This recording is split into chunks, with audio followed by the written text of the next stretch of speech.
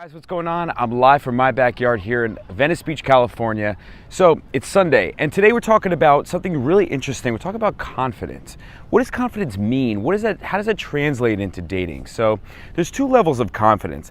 It's really confidence within yourself and confidence when you go up and approach and when you're talking to a woman for the first time. So first and foremost, when you have confidence in yourself, it's something that you could take into every single situation, right? So when I wake up in the morning, I have a certain set of routines. I have a certain things that I do every single morning. I have a Tony Robbins routine.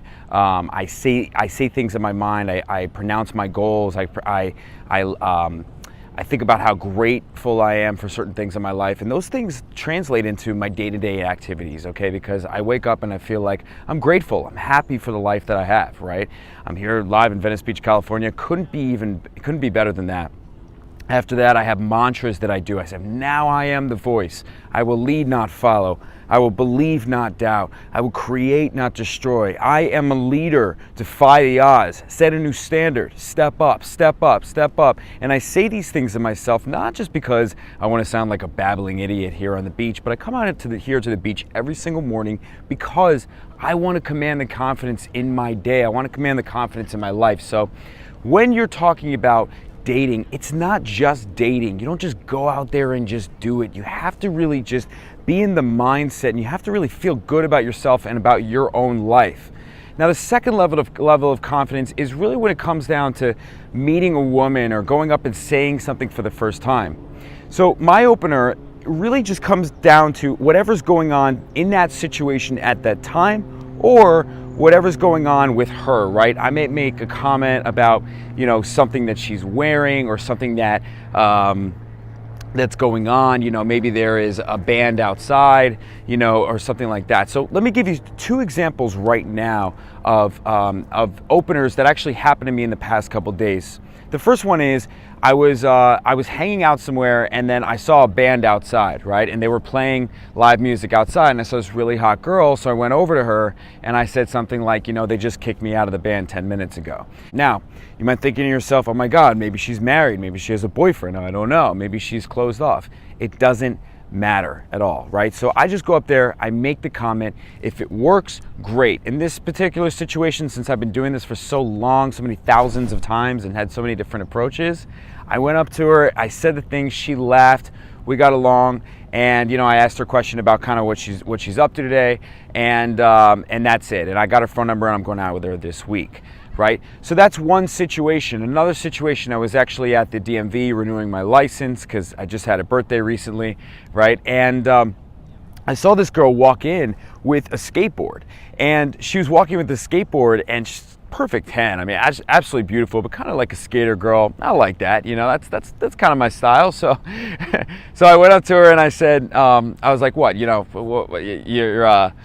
It's time to give the skateboard a rest. You're finally going to move on to a car. You think you're ready for this big period in your life?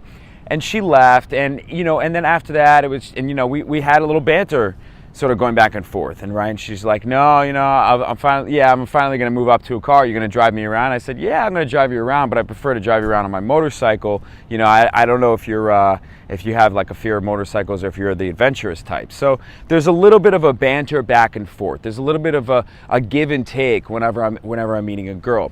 Now, the opener can be something playful. It can be something, like sort of the two examples that I just mentioned, or it can be something really, sort of genuine in the moment, right? So it's like, oh man, the weather's great, or, even as simple as, what time is it? Now, that's not going to be generally a great opener, but here's the thing. If you can't think of anything else, just go what's going on in the moment. What is she wearing? What is something that's going on around you? Wow, it's like we're here at the beach, right? We're looking around and we see the ocean behind us, right?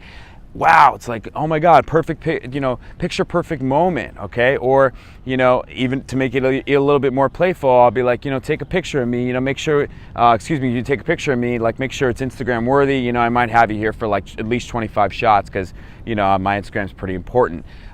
So whatever's going on in the moment, that's your opener. If you're someone that's sitting there and trying to think of openers that worked like years ago, it's not the type of thing that you should be doing. Women can feel that nowadays. They've been hit with so much game, so many things that guys have said to them that it's like, it becomes a pickup line. It's not that interesting anymore. You got to go in the moment, and you also have to live with the idea behind your mind of, I don't care. I don't care how it happens. It's just something that happens in the moment. If she reacts, great. If she doesn't, okay, that's totally fine. But if this becomes a situation where I'm meeting her and we're having banter back and forth, and then we have rapport, and I get her number and we go out and we hit it off and something happens, that's what makes this all worth it.